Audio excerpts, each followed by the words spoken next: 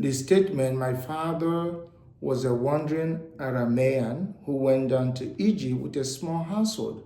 and lived there as an alien," sends me into a visual imagination of the millions of people today on the move from one place to another in search of a better living condition, just as the forebear of the children of Israel in biblical times.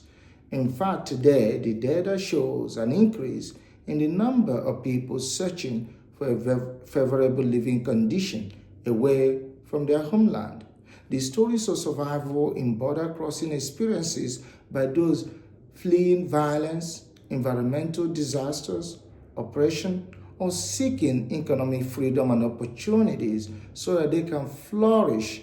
are interspersed with the conviction of God's presence and protection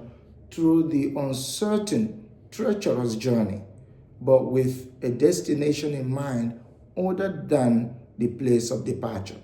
In fact, anyone who makes the difficult decision to depart from homeland in search of a meaningful life of freedom in a foreign land that offers a prospect of a good life that is lacking in one's homeland is driven by the natural inclination to protect one's dignity against external forces and injury. The young woman fleeing violence with her two young children after her husband was murdered in the presence of her children by gangs did so because of the natural inclination to seek freedom and safety away from a place of violence and inhumanity.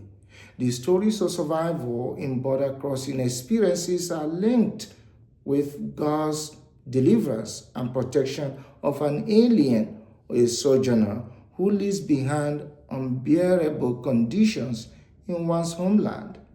The wandering experience of the forebear of the children of Israel reveal their desire for a home and dignity, which are basic to the dignified life of flourishment and prosperity. This is true because in this creation story in the book of Genesis, God provided a decent habitation for humanity. Indeed, God placed Adam and Eve in a decent and comfortable home in Eden because God desires that the human person who possesses a divine nature should prosper. It is for this reason that God ended the wandering lifestyle of the forebear of the children of Israel. The wandering about on the edges of society diminishes the nobility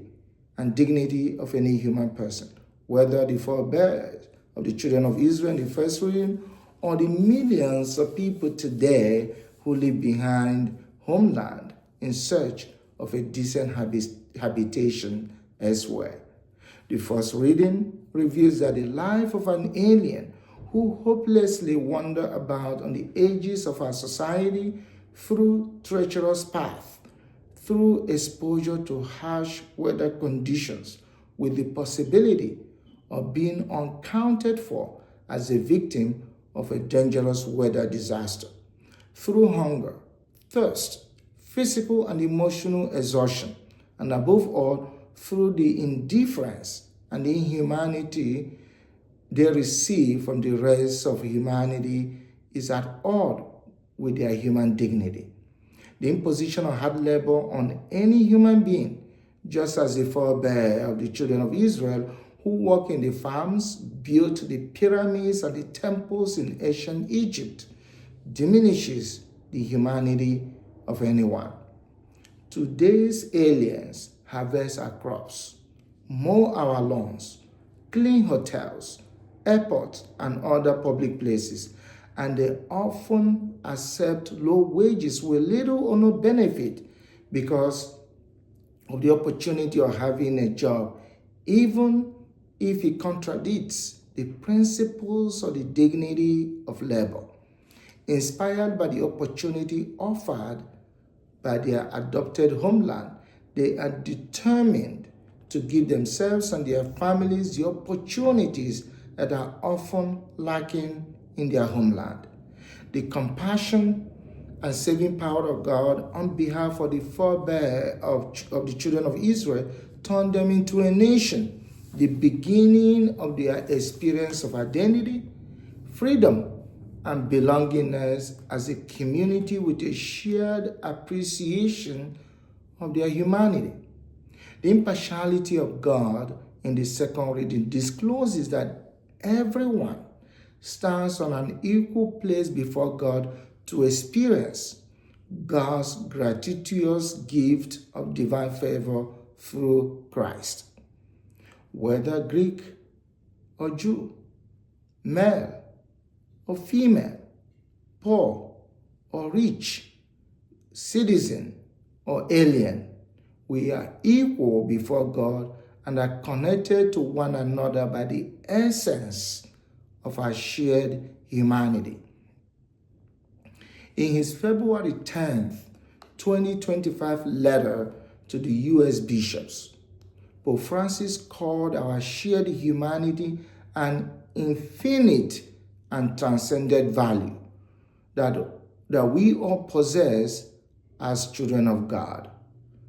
Therefore, our Lenten observance, as Pope Francis admonishes, should be based on the love that builds a fraternity open to all without exception. To promote such an experience of fraternal love in the world today is the summum bonum of our Christian life.